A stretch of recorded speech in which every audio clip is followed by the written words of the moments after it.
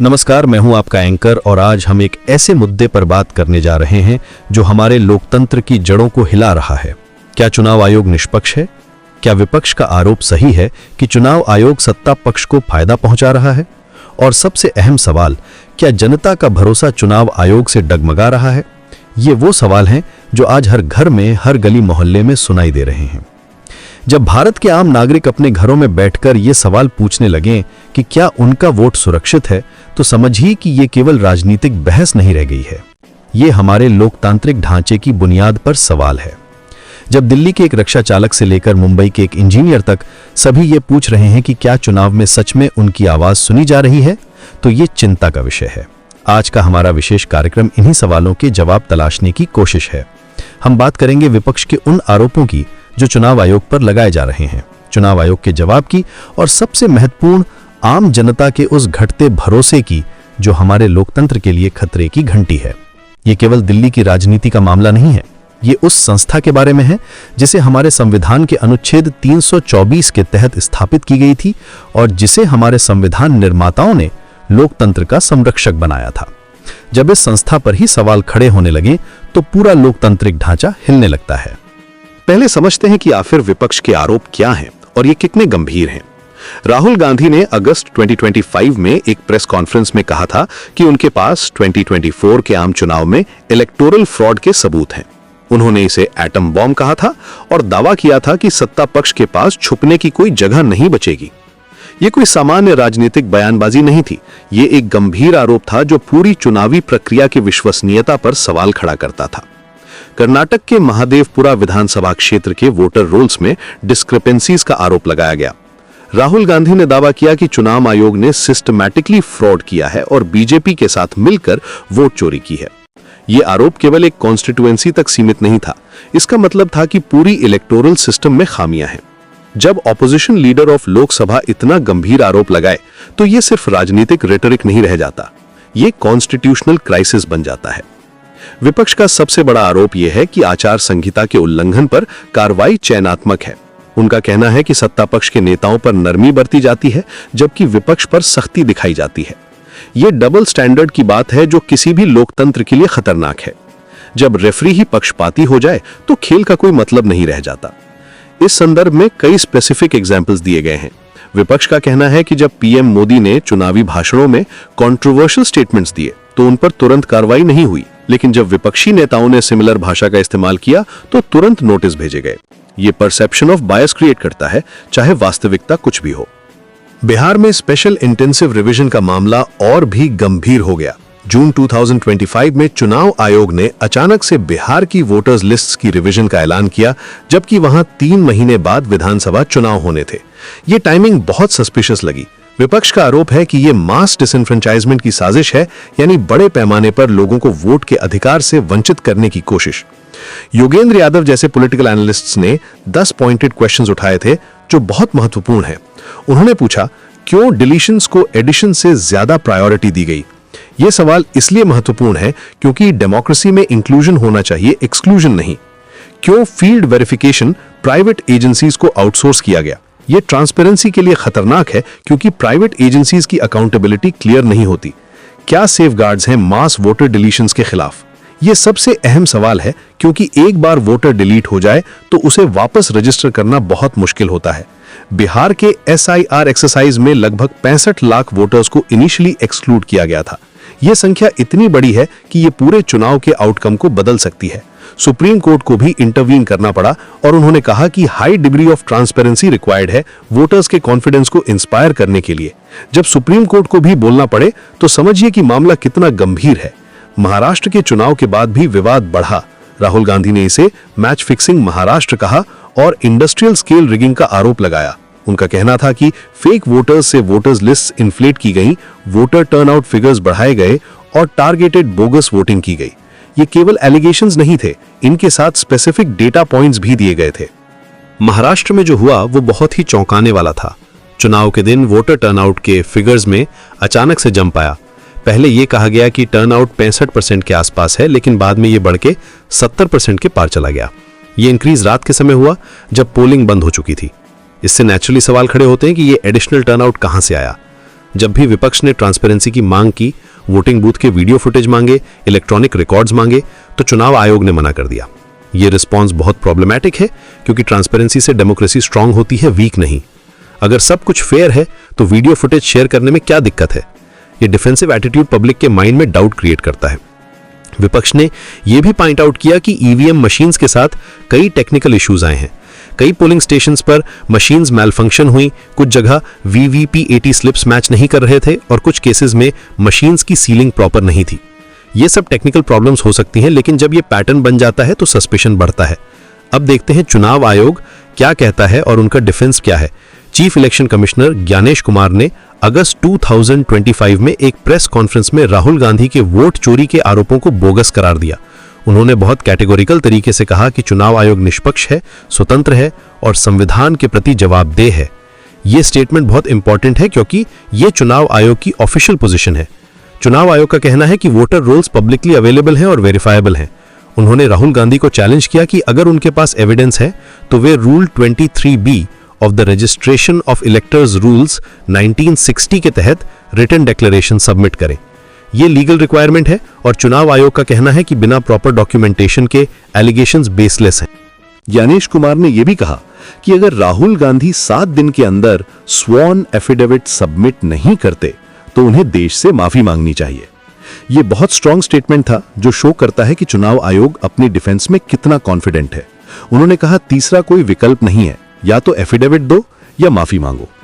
चुनाव आयोग का डिफेंस यह है कि वो सभी कंप्लेंट्स पर प्रोपोर्शनली एक्शन लेते हैं। उनका दावा है कि 2024 में बीजेपी लीडर्स के खिलाफ 117 केसेस फाइल किए गए। ये डेटा इंपॉर्टेंट है क्योंकि ये शो करता है कि चुनाव आयोग सिर्फ विपक्ष को टारगेट नहीं कर रहा। लेकिन क्रिटिक्स का कहना है कि केसेस फाइल करना अलग बात है और एक्चुअल एक्शन लेना अलग बात है। पीएम मोदी ने मई 2024 में एक इंटरेस्टिंग क्लेम किया था। उन्होंने कहा था कि उनकी गवर्नमेंट के तहत चुनाव आयोग ट्रूली इंडिपेंडेंट हो गया है, जबकि पहले कांग्रेस एरा में क्रोनी अपॉइंटमेंट्स होती थी। यह स्टेटमेंट भी कंट्रोवर्शियल है क्योंकि यह सजेस्ट करता है कि पहले चुनाव आयोग इंडिपेंडेंट नहीं था। लेकिन अगर यह ट्रू है तो यह पूरी इलेक्टोरल हिस्ट्री पर सवाल खड़े करता है। बिहार के ECR के मामले में चुनाव आयोग ने कहा कि यह ट्रांसपेरेंट प्रोसेस है और ड्यू प्रोसेस फॉलो की गई है। उन्होंने अक्टूबर 2025 में फेज 2 का ऐलान किया 12 स्टेट्स और यूनियन टेरिटरीज में। आयोग का कहना है कि वो इन एलिजिबल नेम्स रिमूव करने और एलिजिबल वोटर्स ऐड करने के लिए कमिटेड हैं। ये टेक्निकली करेक्ट है, लेकिन टाइमिंग और मेथोडोलॉजी पर सवाल है। चुनाव आयोग ने यह भी आर्ग्यू किया कि वोटर लिस्ट रिवीजन एक कंटिन्यूअस प्रोसेस है और ये इलेक्शन के पहले भी होता रहता है। उन्होंने कहा कि ये कोई नई बात नहीं है और पहले भी ऐसा होता रहा है। लेकिन क्रिटिक्स का कहना है कि इस बार का स्केल और टाइमिंग अनयूजुअल है। आयोग ने यह भी कहा कि वो सभी पॉलिटिकल पार्टीज के साथ कंसल्टेशन करते हैं और ट्रांसपेरेंट मैनर में काम करते हैं। उन्होंने कहा कि सभी डेटा पब्लिकली अवेलेबल है और कोई भी वेरीफाई कर सकता है। लेकिन ऑपोजिशन का कहना है कि कंसल्टेशन फॉर्मल होती है, मीनिंगफुल नहीं। लेकिन सबसे बड़ा सवाल यह है कि जनता का भरोसा क्यों डगमगा रहा है। यह सबसे क्रिटिकल पॉइंट है, क्योंकि डेमोक्रेसी में इंस्टीट्यूशंस की लेजिटिमेसी पब्लिक ट्रस्ट पर डिपेंड करती है। आज आम नागरिक पूछ रहे हैं, क्या वोट की कीमत बराबर है? क्या रेफरी निष्पक्ष है? क्या संस्थाएं दबाव में हैं? जब सवाल आम नागरिक पूछने लगे तो ये सिर्फ राजनीति नहीं, लोकतंत्र की चेतावनी होती है। Centre for the study of developing societies के लोकनीति प्रोग्राम का एक रीसेंट सर्वे बहुत शॉकिंग रिजल्ट्स दिखाता है। इस सर्वे के अनुसार चुनाव आयोग में पब्लिक ट्रस्ट सिग्निफिकेंटली डिक्लाइन हुआ है की स्टेट्स में। मध्य प्रदेश में हाई ट्रस्ट 57% से गिरकर 17% हो गया है। दिल्ली में यह 60% से 21% और उत्तर प्रदेश में 56% से 21% हो गया है। ये नंबर्स बहुत अलार्मिंग हैं क्योंकि ये मेजर स्टेट्स हैं जहां लार्ज नंबर ऑफ वोटर्स रहते हैं। जब इतनी बड़ी संख्या में लोग चुनाव आयोग पर भरोसा खो रहे हैं तो ये सीरियस कंसर्न है। साथ ही नो ट्रस्ट कैटेगरी में वोटर्स की संख्या भी ड्रामेटिकली बढ़ी है। मध्य प्रदेश में ये 6% से बढ़कर 22% हो गई है और दिल्ली में 11% से 30%। इंटरनेशनल ऑब्जर्वर्स भी इस क्राइसिस ऑफ ट्रस्ट को हाईलाइट कर रहे हैं। BBC और फ्रांस 24 जैसी एजेंसीज ने कहा है कि ये इलेक्टोरल डेमोक्रेसी के लिए थ्रेट है।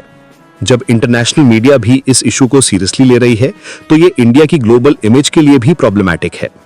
द हिंदू न्यूज़पेपर ने एडिटोरियल में लिखा कि democratic institutions grow stronger through scrutiny होती हैं, लेकिन चुनाव आयोग की रिस्पांस देखकर लगता है कि वे स्क्रूटिनी को वेलकम नहीं कर रहे।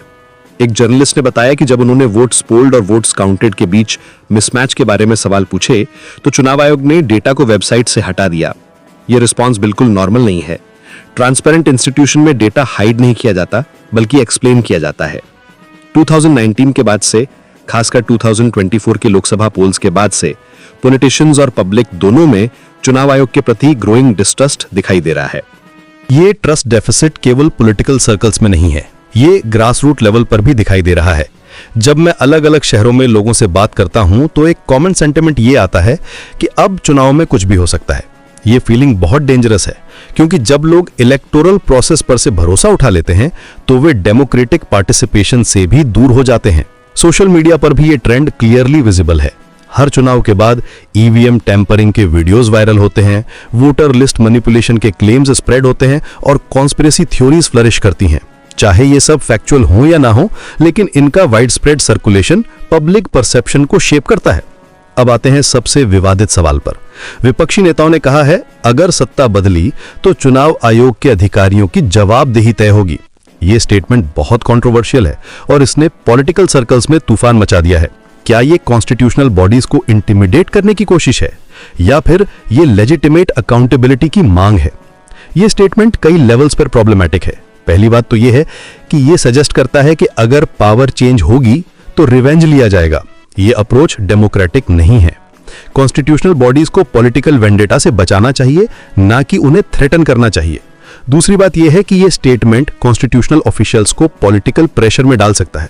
लेकिन दूसरी तरफ अकाउंटेबिलिटी का सवाल भी लेजिटिमेट है। अगर कोई कॉन्स्टिट्यूशनल बॉडी अपनी जिम्मेदारी सही तरीके से नहीं निभा रही तो उसकी अकाउंटेबिलिटी होनी चाहिए। सवाल यह है कि यह अकाउंटेबिलिटी कैसे इंश्योर की जाए? क्या यह लीगल प्रोसेस के थ्रू होनी चाहिए या पॉलिटिकल प्रोसेस के थ्रू? इस पर एक बात साफ करनी होगी, जेल जाएगा या नहीं यह अदालत तय करती है, मीडिया नहीं। पॉलिटिकल लीडर्स भी यह डिसाइड नहीं कर सकते कि कौन जेल जाएगा। यह जुडिशियल प्रोसेस है और इसे जुडिशरी हैंडल करती है। लेकिन यह भी सच है कि अगर कोई कॉन्स्टिट्यूशनल बॉडी अपनी जिम्मेदारी सही तरीके से नहीं निभा रही तो उसकी अकाउंटेबिलिटी होनी चाहिए। यहां एक इंपॉर्टेंट डिस्टिंक्शन करना जरूरी है। पर्सनल अकाउंटेबिलिटी अलग चीज है और इंस्टीट्यूशनल अकाउंटेबिलिटी अलग चीज है। इंडिविजुअल ऑफिशियल्स की पर्सनल लायबिलिटी अदालत तय करती है, लेकिन इंस्टीट्यूशनल रिफॉर्म्स की जिम्मेदारी पॉलिटिकल सिस्टम की है।